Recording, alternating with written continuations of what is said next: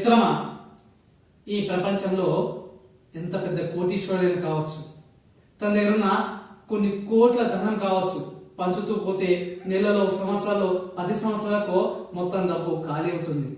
కానీ పంచే కొద్దీ పెరిగేది విజ్ఞానం. మనం ఎంత విద్యను అందిస్తే అంత విజ్ఞానవంతులు మనం అవుతాం.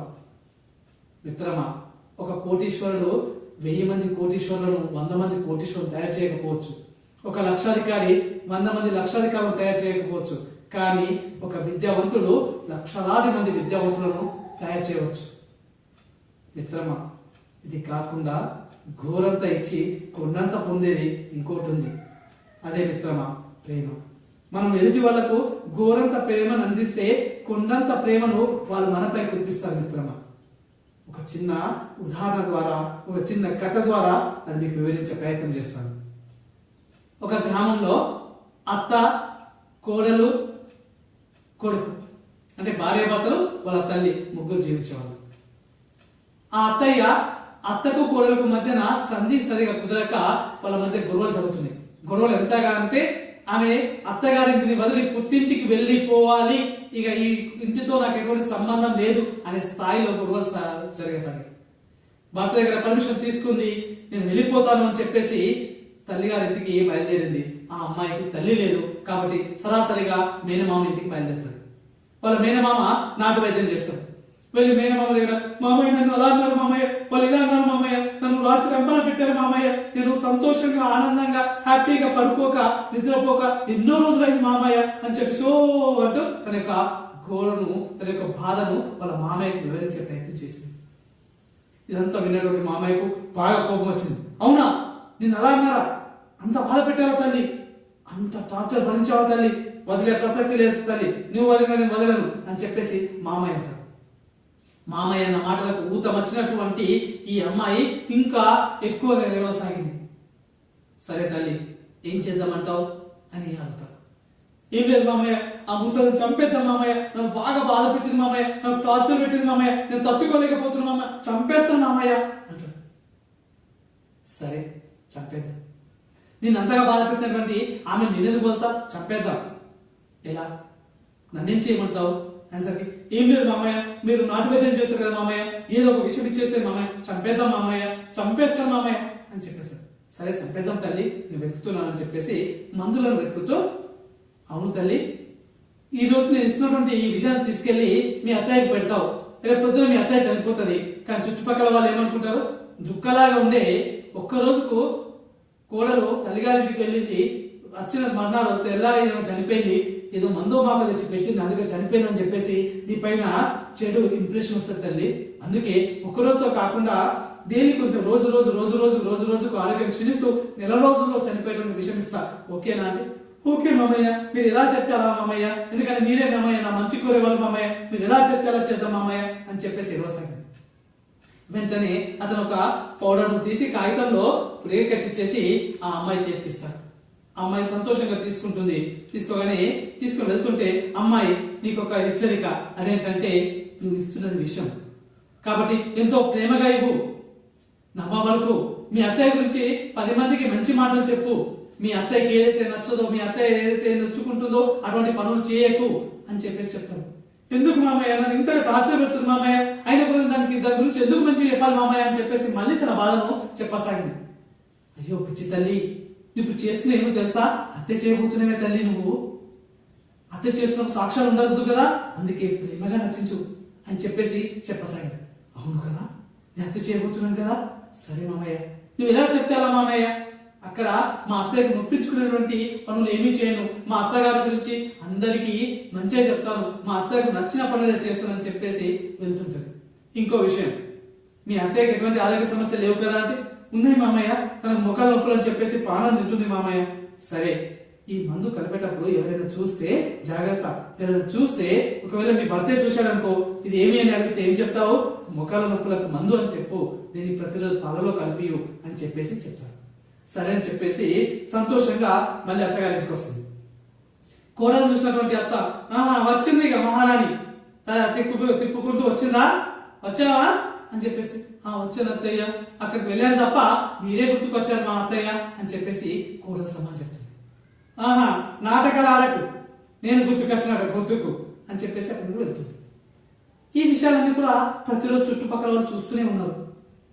కోడల్ని పిలిచి, మీ అత్తయ్య నువ్వు ఎలా భరిస్తున్నావు, ఇంత టార్చర్గా మాకుంటే మేము ఎప్పుడో చంపేసే వాళ్ళము అని చెప్పేసి వాళ్ళు అంటారు.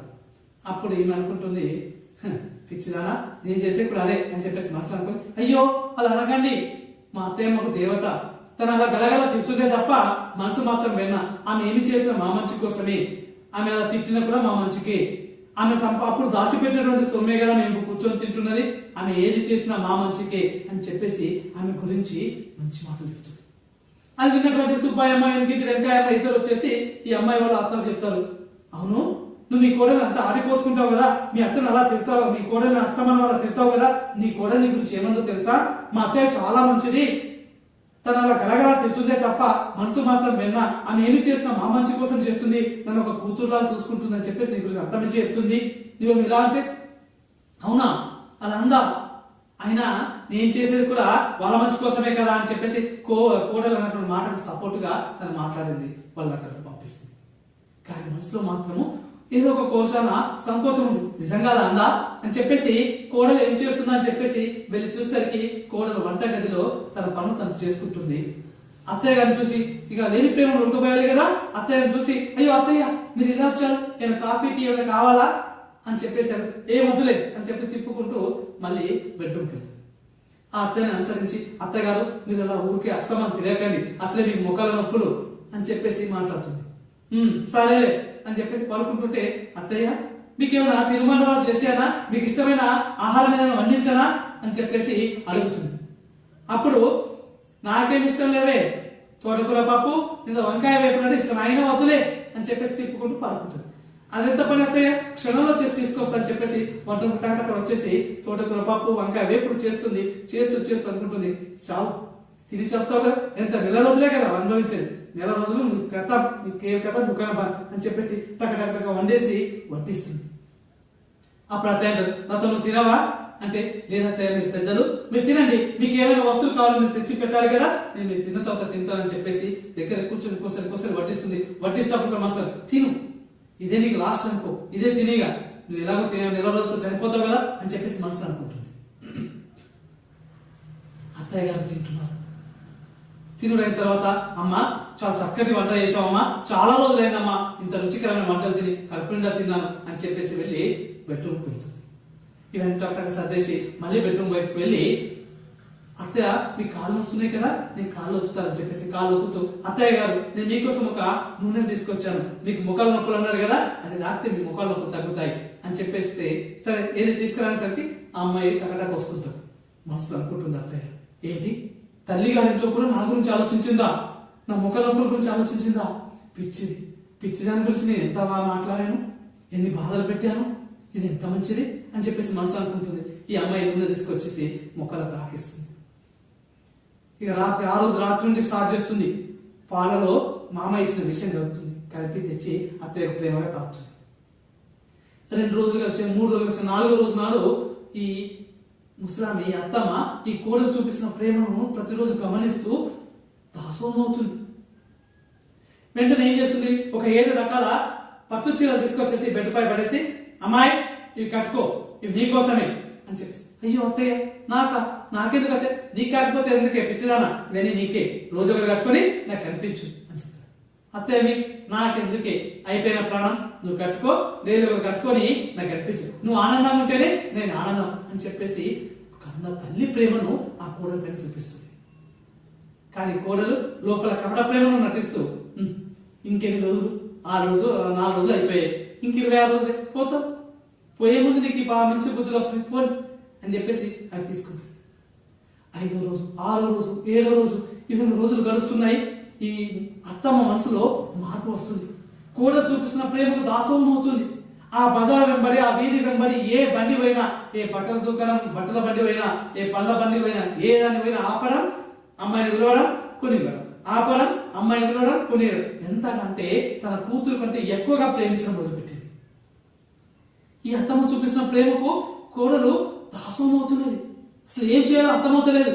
కానీ 15 రోజులు గడిచినా కూడా విషం పెట్టడం మానాలి, 16వ రోజు విషం మానాలి, 17వ రోజు విషం పెట్టడం మానాలి, 18వ రోజు విషం పెట్టడం మానాలి, 19వ రోజు విషం పెట్టడం మానాలి. 19వ రోజు నాడు అత్తమ్మ కోడని పిలిచి అమ్మాయి ఇలా రా అనేసరికి అత్తయ్య ఏంటి అత్తయ్య అనగానే తన దగ్గర ఉన్నటువంటి బీరువా తాళం చేయిలో కోడలికి ఇచ్చేస్తుంది. అది తీసుకుని నాకెందుకు అత్తయ్య ఈ మీ దగ్గరే ఉండాలి కదా, వద్దమ్మా కన్న కూతురు కంటే ఎక్కువగా నన్ను చూసుకుంటున్నావు. మీ కన్న తల్లి కన్నా నువ్వు అలా చూసుకున్నావు లేదు, కానీ ఒక కూతురు తన తల్లిని ఎలా చూసుకుంటుందో అలా చూస్తున్నావు. కడుపు నింపావు, కాలు పట్టావు, నీ చేతి చదువు గాని నా ముఖాల నొప్పులు అన్ని కూడా తగ్గిపోయాయి. బండెడు చాకిరి నువ్వు ఒక్కదానివే చేసుకుంటున్నావు. ఇదంతా నీదే. ఆ బీరువాలో 7 వారాల నగలున్నాయి, వారుకో అవి నీకి. డబ్బుంది, ఇష్టం వచ్చినట్టు చూసుకో. వస్తువులున్నాయి, వారుకో. నా కొడుకు జాగ్రత్త, నీవు జాగ్రత్త, సంతోషంగా ఉండండి, ఆనందంగా ఉండండి, మీ జీవితాన్ని హ్యాపీగా సాగించండి అని చెప్పి ఏడుస్తుంది. అత్తయ్య అంటున్నటువంటి ఆ మాటలను వింటూ కళ్ళప్ప నీళ్ళు వస్తున్నాయి. ఆ తాళం గుర్తులు పట్టుకొని వచ్చేసి గొల్లెం పెట్టుకొని బెడ్రూమ్ లో అత్తయ్య చూపిస్తున్నటువంటి ఆ ప్రేమకు దాసోమై ఎక్కి ఎక్కి ఎక్కి ఎక్కి ఏడుస్తుంది. ఆ అత్తమ్మ ఇరుగు వారికి నా కోడలు ఆనిముత్యము, నా కోడలు వజ్రము, నా కోడలు బంగారము, బంగారం కంటే విలువైన మనసున్నటువంటి నా కోడలు నాకు దొరికింది. కోట్లు కట్నం తెచ్చేటువంటి కోడలు కూడా నన్ను ఆ విధంగా చూసుకోదు, కానీ నా కోడలు అంతకంటే ప్రేమగా చూసుకుంటుంది. తన తల్లి కంటే ఎక్కువగా ప్రేమ నన్ను చూస్తుంది. నా కూతురు నా మీద ఏ విధంగా చూస్తుందో అంతకంటే ఎక్కువ చూసుకుంటుందని ఇరుగు పొరుగు వారికి చెప్తున్నటువంటి ఆ మాటలు చెవులో మారుమోగుతున్నాయి.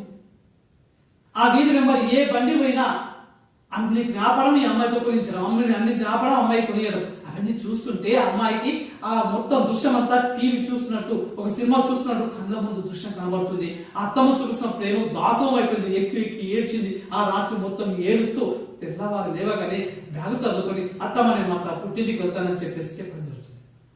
అప్పుడు అత్తగారు అయ్యో తల్లి నా వల్ల ఏమైనా బాధ కలిగిందా, నేను తప్పుగా మాట్లాడానా చెప్పు తల్లి, నేను సర్దిద్దుకుంటాను తల్లి అని చెప్పేసి అత్తమ్మ అంటే అయ్యో అత్తమ్మ మీ వల్ల ఏమీ జరగలేదు అత్తయ్య, మీరు నాకు ఒక కన్న తల్లి లాంటి వాళ్ళు అత్తయ్య అని చెప్పేసి కాలం మీద మీరు బతకాలి అత్తయ్య, మీకు ఏమీ కావద్దు అత్తయ్య, మీరు బతకాలి అత్తయ్య అని చెప్పేసి ఏడుస్తుంది. అత్తయ్య ఆమెను పైకి లేపి పిచ్చిదానా నీ ఉండగా నాకేమవుతుంది, నాకేమైనా కానిస్తావా, నీవే కదా నన్ను చూసుకుంటున్నావు, తల్లి కంటే ఎక్కువ చూసుకుంటున్నావు, నీ ఉండగా నాకేమీ కాదే అని అలా అత్తమ్మ అంటున్న మాటలు ఒక్కొక్కటి ఈ కోడల యొక్క గుండెల్లో గుణపం కూర్చున్నట్టు అనిపిస్తుంది. ఏడుస్తూ బ్యాగ్ సర్దుకొని వెళ్తుంది. వెళ్లే ముందు అత్తమ్మ ఒక మాట అంటుంది, మీ తల్లిదండ్రులు గుర్తుకొచ్చారేమో, వెళ్ళు జాగ్రత్తగా వెళ్ళు తల్లి, కానీ నీవు లేకుండా నేను కూడా ఇక్కడ ఎక్కువ రోజులు ఉండలేను, ఒక్క రోజులో తిరిగి వస్తావు కదా, నేను ఉండలేను తల్లి, జాగ్రత్త వెళ్ళి ఒక్క రోజులో తిరిగి రా అని చెప్పేసి వీధి గుమ్మం బయట నిలబడి ఆ అమ్మాయి మూల మరలేంత వరకు చూస్తూ ఉంది. ఆ అమ్మాయి మూల మరలేంత వరకు అలా ఏడుస్తూనే ఉంది. ఏడుస్తూ ఏడుస్తూ ఏడుస్తూ నేరుగా మామయ్య దగ్గరికి వెళ్ళేసి మామయ్య కాళ్ళపై పడ్డది. మామయ్య నాకు మా అత్తయ్య కావాలి, మా అత్తయ్య కావాలి మామయ్య, మా అత్తయ్య కావాలి మామయ్య అని చెప్పేసి ఏడవసాగింది. అలా మామయ్య ఏంటి ప్లేట్ వేస్తున్నావు, అప్పుడే మా అత్తయ్య చావాలని చెప్పేసి విషం కొనవే, ఇంత విషం పెట్టావా అని అడుగుతాను. పెట్టాను మామయ్య, ఆ రోజు నుండి ఈ రోజు వరకు వాడుతూనే ఉన్నాను మామయ్య, పెట్టాను మామయ్య, నాకు అత్త కావాలి మామయ్య. అత్త కావాలంటే ఇప్పుడు ఎలా, ఆల్రెడీ 20 రోజులు అయింది నువ్వు వాడండి, 70% విషయం శరీరంలో ఎక్కింది, ఏదో ఒక క్షణంలో మీ అత్తయ్య చనిపోతుంది, బతకడం కల్లా, అదొక కళలా ఉంచుకో అంతే, మీ అత్తయ్య నీకు కాదు ఎవరికి ఏమి చేసినా బతకదు అని చెప్పేసి తెలిసి చెప్పేస్తాను. అత్తయ్య బతకాలి అనేటువంటి మాట తప్ప మరొక మాట మాట్లాడకుండా మామయ్య కాళ్ళని పట్టి వదలకుండా, పట్టిన పట్టు వదలకుండా ఏడుస్తూనే ఉంది. మామయ్య నాకు అత్త కావాలి మామయ్య అంటే మీ అత్తయ్య బతకదని చెప్పేసి మామయ్య చెప్పేశాను. అత్తయ్య బతకపోతే అదేదో విషయం నాకు ఇచ్చేసేది, ఒక్కరోజు చనిపోయే విషయం ఉంటే ఇచ్చేసేది, నేను కూడా తాగి చనిపోతా, మా అత్తయ్య కావాలి మామయ్య అని చెప్పేసి ఏడుస్తూనే ఉంది. అప్పుడు మామయ్య చిరునవ్వు నవ్వుతూ ఆమెను పైకి లేపి పిచ్చి తల్లి మీ అత్తయ్య బతుకుతుందిరా, నేను నీకు ఇచ్చింది విషం కాదు, అది ముఖాల నొప్పులు తగ్గించినటువంటి పౌడర్. నీ వచ్చినప్పుడు నీ యొక్క ఆవేశము, నీ యొక్క కోపము, నీ యొక్క పగ, నీ యొక్క ప్రతీకారం చూసి ఒకవేళ నేను కాదంటే ఇంకెక్కడికో వెళ్ళేదో తెచ్చి నీ అత్తను చంపుతా ధైర్యము, ఆ పరిస్థితి నీకు అప్పుడు ఉంది కాబట్టి నీకు ఆ విధంగా నేను మాట్లాడాను. నాకు నీ యొక్క కోపము ప్రతీకారంతో పాటు నాకు ఇంకో విషయం తెలుసు, అదేంటంటే అన్నిటికంటే పవర్ఫుల్ ప్రేమ. మనము ఎదుటి వారికి గోలంతా ఇస్తే తిరిగి మన పైన కొండంత వస్తుంది. నువ్వేం చేస్తున్నావు నేను ఎంక్వైరీ చేస్తూనే ఉన్నాను. మొదట నువ్వు కపట ప్రేమను ప్రదర్శించి కొద్దిపాటి ప్రేమను చూపించి మీ అత్త యొక్క మనసును గెలిచావు. ఆ తర్వాత మీ అత్త నీ ప్రేమకు దాసోహమై కొన్నంత ప్రేమను నీపై కురిపించింది. అప్పుడు ఆ ప్రేమకు నువ్వు దాసోహమై ఇప్పుడు నా దగ్గరికి ఏడుస్తూ వచ్చావు. చంపాలనుకున్న నీవే బతకాలని కోరుతున్నావు అని చెప్పడం జరిగింది. సంతోషంగా ఆ మామ యొక్క కాళ్ళకు నమస్కరించి తల్లి అత్తగారికి వెళ్ళింది. మిత్రమా, ఇది వింటే ఒక చిన్న కథే కావచ్చు, ఒక 5 నిమిషాలు ఎంటర్టైన్మెంట్ కావచ్చు, కానీ ఇందులో ఉన్నటువంటి విషయం, నిగూఢంగా ఉన్నటువంటి మొరాలిటీ, నీతి కనుక గమనించినట్టయితే శత్రువైనా పర్వాలేదు మిత్రమా, చిరునవ్వుతో పలకరిద్దాం. మన చిరునవ్వే మనకు శత్రువును కూడా మిత్రులను చేస్తుంది. మిత్రమా, ఎదుటి వాళ్ళపైన ఎంత ప్రేమ చూపిస్తే అంతకు 100 రేట్ల ప్రేమ వాళ్ళు మనపై కురిపిస్తారు. అందరి ప్రేమకు పాత్రలవుదామని ఆశిస్తూ మీ మర్కంటి.